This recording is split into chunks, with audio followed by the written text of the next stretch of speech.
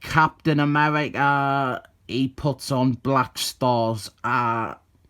That is the only momentous or noteworthy thing that happens in this issue.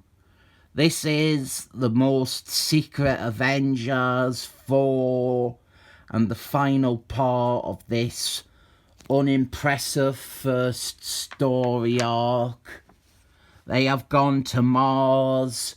Black Star is wearing a serpent art that doesn't conform to continuity. Over half the team are not doing anything at all. Some of them didn't even appear last issue.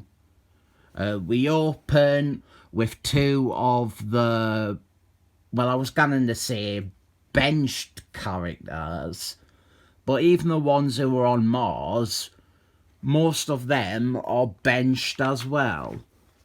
So on Mars, the only one that really matters is Captain America. Velcro, she is there too, but just to get her arse kicked to establish the threat of the bad guy. At least Scarlett Johansson and Moon Man, they remembered to make an appearance this issue. So Captain America, he puts on Black Star's art and he gets all of Black Star's powers. I didn't like this. We see it a lot now. The character fusions and mashups. It's just lame. Why can't Captain America and the Avengers beat the bad guy themselves without the need of a power-up? This isn't too bad, giving him Black Star powers, but it's just very lame. So, Black Star versus Captain America with Black Star powers. I have a theory about this comic. I have a theory about this run. The writer is English lit paper, and he doesn't really do much of anything with this book. He had been writing Captain America for a few years, and that was successful. He had written Iron Fist, and that was successful. And I think Marvel offered him this Avengers book, and he only took it because they had offered him it. I didn't think he ever really wanted to write the book. He just kind of knew it would look good on his CV. Although he is American, so he would say a resume. He only writes this book for a year, for 12 issues, and he doesn't do a single thing with any of the characters. By the end of his run, every character on the team is in the exact same position they were when he came aboard. There are no character arcs. There are subplots like this with the bad guys, building up the bad guys, and this super secret Shadow Council thing. But it's not even that. There are no character arcs. Most of the characters didn't do anything.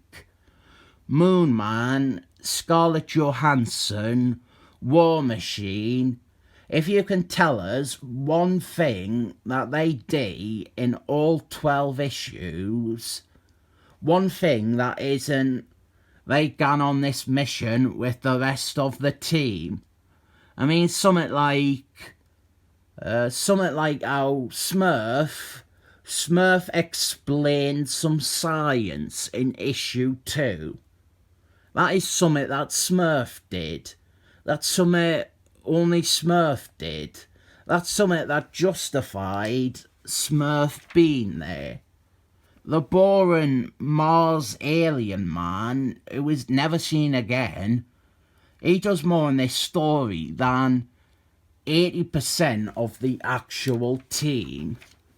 And then the book, surprisingly, gives Ant-Man, Derek Sullivan, summit a day. He has to stop the reinforcements from getting there. And look, he's about to fire a biokinetic blast from his fingers. And oh my god, they're actually doing something with a character in this book. Look, he blew it up. One of the stars of the book actually did something. He still doesn't have a character arc though. So Captain America, he beats Black Star and tears the serpent art off his head. This story does a tremendous disservice to Black Star, but it's not really worth getting into. This story is infuriating because there are some fundamental parts of it that I should like, and it fails every possible test to get me to like it. Black Star, he was never a member of this team.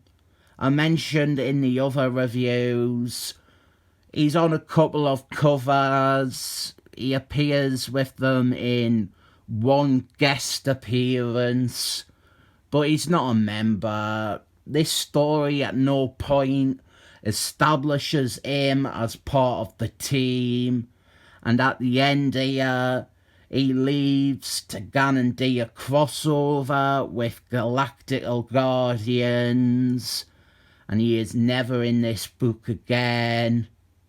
He was never a member of this team.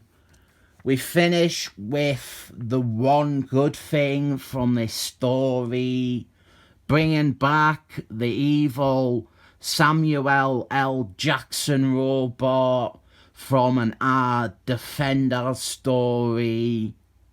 And that is the ending there. I have no love in my body whatsoever for this story. There is now of much good in here. This does seem like a story that should be for me. We have Captain America leading a team of mostly classic members of the Avengers into space, and the serpent art is involved. I have gone over all the big problems in the other videos. The team's purpose being confused, the serpent art thing, the disinterest in the various characters, and now my belief that this was a book the writer didn't really care about.